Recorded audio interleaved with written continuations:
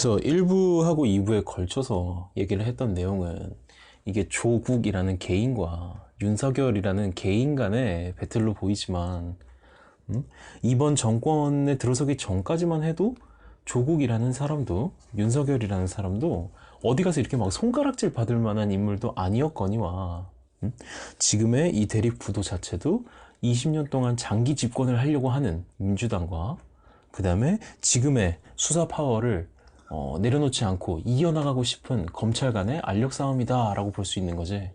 그래서 이게 누가 내 편이냐, 나는 누구 편이다 라고 얘기하는 게 조금 무색하다 이 말이야. 왜냐면 20년 동안 장기 집권을 하려고 하는 민주당이 과연 내 편인가, 그것도 생각을 해봐야 되고, 그 다음에 지금의 수사 파워를 무조건 이어나가고 싶은 검찰이 과연 내 편인가 도 한번 생각을 해봐야 된다는 얘기야. 무조건 마음속으로 누가 내 편인가를 먼저 정해놓지 말고. 그러면 이번 3부에는 뭐 얘기할 거냐면, 그래서 다음은 어디로 가냐 이 말이야. 그래서 다음은 어디로 가느냐. 응? 자, 아마도 조국 법무부 장관이 결국은 내려오게 될 거야. 결국은 조국 수호가 실패하게 될 거야. 나는 이 생각을, 이 예상을 어디서 하게 됐냐면, 혹시 이 굉장히 혼란스러운 이 조국 사태 사이로 이재명 도지사의 뉴스 본 적 있어? 이재명 경기도지사는 되기 전부터도 그랬고, 되고 난 후에도 계속 그렇고, 여러 가지 혐의들을 받고 있었단 말이야. 뭐 공직선거법상 허위사실 공표다. 그러니까 이제 한마디로 쉽게 말하면 거짓말을 했다라는 거지. 그러니까 그런 혐의도 받고 있고, 그 다음에 직권남용에 대한 혐의도 받고 있고. 그런데 중요한 건 5월 16일에 1심 처음 재판을 받았을 때는 분명 전부 무죄 판결이 났어. 그런데 재밌는 건 9월 6일에 2심에서, 그러니까 항소심이라 그러지, 2심에서 공직선거법상 허위사실 공표 건 하나에 대해서 벌금 300만 원을 받으면서 경기도지사에서 지금 내려와야 되는 상황에 처해 있단 말이야. 근데 이게 자세히 보면 어떤 내용이냐면, 이재명 지사가 자신의 친형을 입원시킨 것 자체는 불법이 아닌데, 입원시켰다라는 거를 자신이 지시하지 않았다라는 취지를 가지고 언론에서 그렇게 얘기를 한 거에 대해서 이제 불법 사실을 인정을 했다라는 거거든. 그러니까 그 행동 자체는 불법이 아니었는데, 그 행동 자체는 설령 그렇다고 해도, 그렇게 지시했다고 해도 불법이 아니었는데, 자신은 그런 지시를 내린 적이 없는 것처럼 TV에서 말했기 때문에 그 거짓말에 대해서 유죄다라고 판결을 내린 거거든.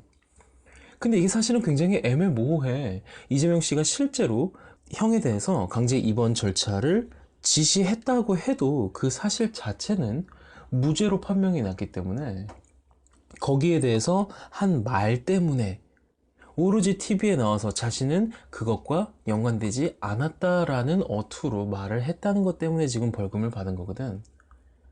자, 그러면 이미 1심에서는 무죄를 받았었잖아. 그럼 2심에서 왜 이런 걸로 꼬투리를 잡아서 이재명 지사를 무조건 반드시 쓰러뜨려야 했을까? 도대체 왜? 현재 집권당은 어쨌든지 민주당이고, 이재명 경기도지사도 어디 출신이야? 민주당 출신이야. 그런데 왜 아무도 이재명 경기도지사를 실드 치려고 하지 않을까? 누가 봐도 정치적 암살로밖에 보이지 않는 이 이재명 경기도지사에 대한 2심 판결은 뭐에 대비하는 거냐면, 조국 법무부 장관이 밀려났을 때를 대비하는 거야.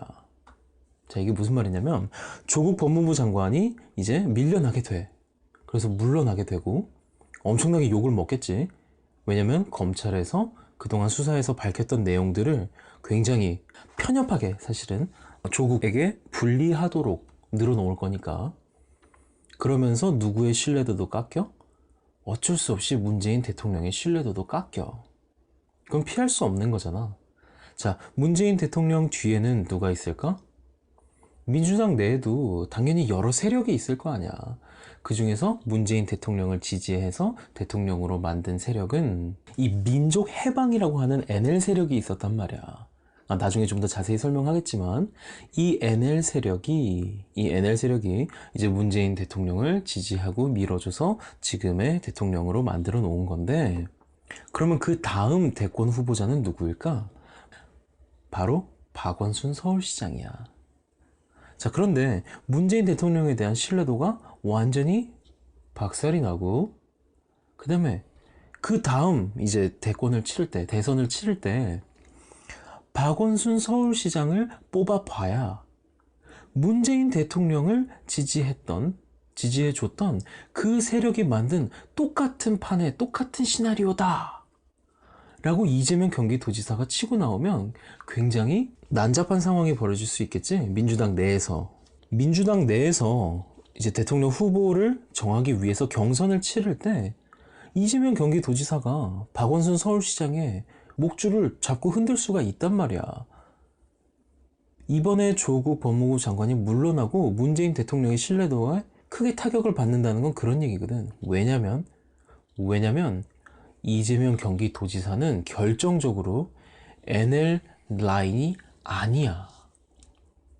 그러니까 지금의 문재인 대통령을 지지했던 세력들의 마음속에 처음부터 이재명 경기도지사가 그 다음 대권 후보자 라인에 있었는지 없었는지까지는 알 수가 없지만 조국 법무부 장관이 질 것 같은, 밀려날 것 같은 생각이 들자마자 어쩔 수 없이 이재명 경기도지사를 굉장히 빠르게 제거하려고 움직일 수밖에 없었다라는 얘기지. 그렇지 않으면 누가 위험하다? 박원순 서울시장이 굉장히 위험해질 수 있다. 그럼 이제 그 다음 구도는 뻔하지 않아? 친노무현 세력도 아니고 NL 세력도 아닌, 하지만 오로지 행정 능력으로 이 자리까지 올라온 이재명 경기도지사와 그리고 지금의 문재인 대통령 뒤에 있던 NL 세력의 지지를 받는 박원순 서울시장 간의 배틀이 될 거야. 만약에 이재명 경기도지사가 지금의 자신을 향한 공작에서 벗어날 수 있다면.